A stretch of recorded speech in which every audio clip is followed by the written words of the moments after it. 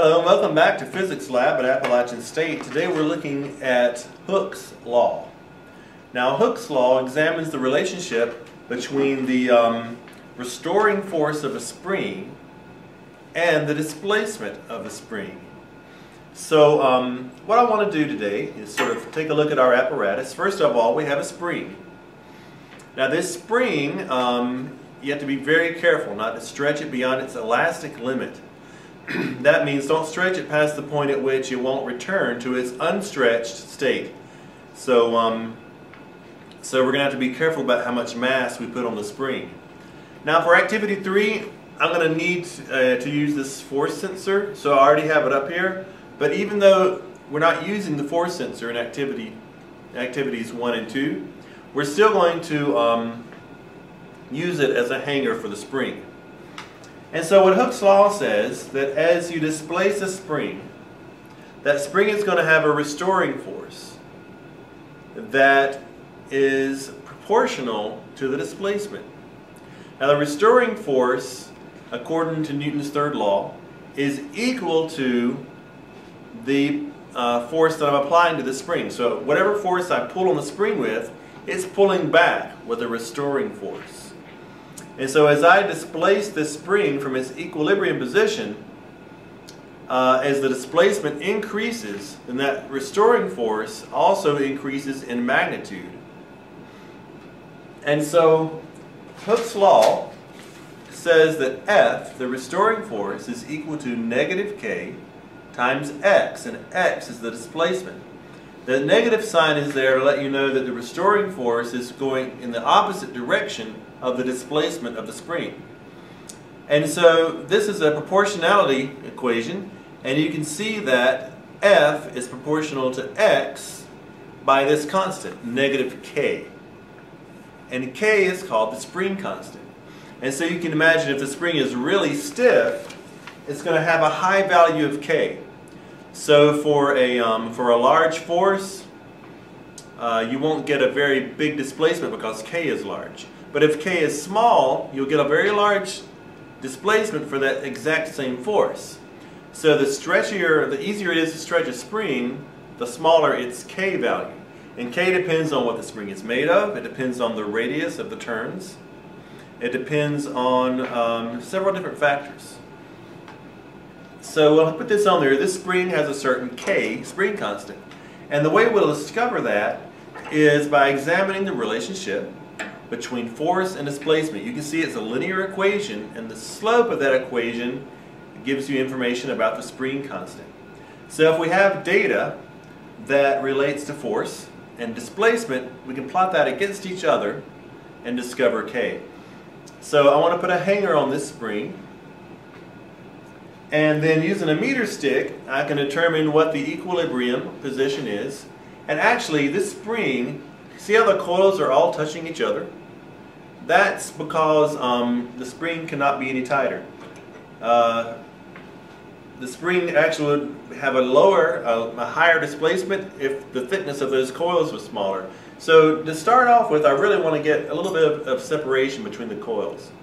And I can do that by dropping a mass on there. Now I've got an air gap between the coils, and I'll take this to be the original state of the spring. And so I can call this the new equilibrium position. And if I wanted to, I could even say that's my equilibrium mass. So I could zero everything out. Or I could just, I could say my equilibrium position is here, my mass is whatever the mass of that is. Because it doesn't matter where your starting point is. That indicates where your intercept will be if you graph force and displacement. But what we're really looking for is just a ratio of force and displacement. So it doesn't matter really where the starting values are. Alright, so as I begin here with this being the equilibrium position and record the amount of force that I have and the displacement of the spring, some original displacement down here. And then as I start to add force, now I'm adding mass, so of course I have to multiply by g to make it a force. You see my displacement is increasing.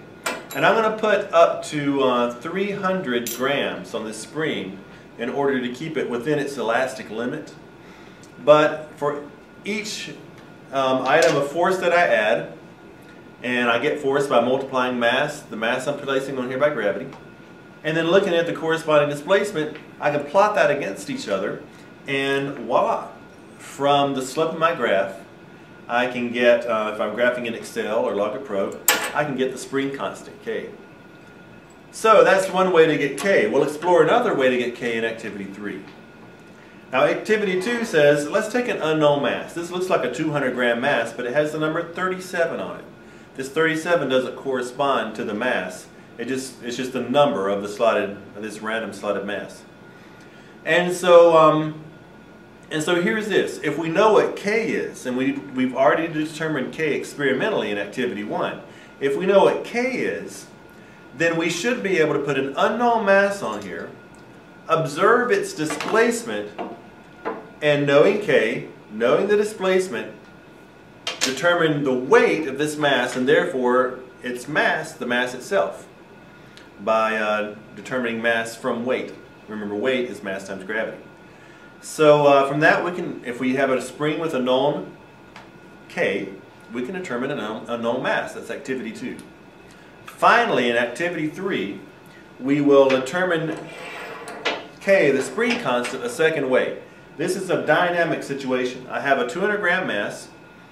Now, we're going to have a situation where we have a motion sensor underneath this hanging mass. Now, we must protect the motion sensor. We can have no masses falling in the motion sensor. And here's how we'll do that. I've got some masking tape here. I'm going to tear off a little bit of masking tape, and I'm going to make sure that this hanger is taped to the spring. I'm going to make sure this spring is taped to the dual range force sensor, and so everything's together. I won't do it right now, but you take that off and you tape it. And then last of all, when you put this 200 gram mass on there, you can even secure it here on the side, maybe two sides, with a little bit of tape. And that small amount of tape is really not going to increase the value of the 200 gram mass. And actually, we won't even be measuring that value anyway, so you can use all the tape you want. Alright, so you've got everything taped securely, so this is not coming off. No piece is going to fall off onto the motion sensor. Then you can put the motion sensor underneath. Now let's set our dual range force sensor to the 10 plus or minus 10 Newton range. Not the 50 Newton, but the 10 Newton range. That's enough for this. This is well below 10 Newtons. And then with our motion sensor under here, I can open up the stated file in Logger Pro, and it's going to give me graphs of force versus time, displacement versus time, and I believe also acceleration versus time. And so we're told then to displace the spring by 3 centimeters. Now for those of you who don't know your metric very well, look at the meter stick and notice what 3 centimeters is. You don't want to displace the spring any more than that. You want it to be a small oscillation. We don't want big oscillations where this is coming off onto the motion sensor. Small oscillation like that is all you need.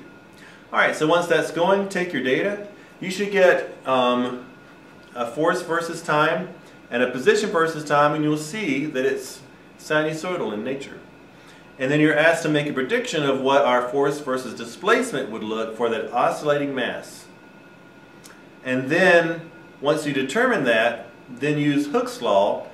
Okay, you hit collect while it's moving. Use Hooke's law to determine what K is for an oscillating mass, and we'll compare that to what we found K to be using that static method in part 1. You should get fairly interesting results. So it's always fun to see what that looks like when you graph it in Logger Pro. So that's our activity for today, Hooke's law, and I hope you enjoy it.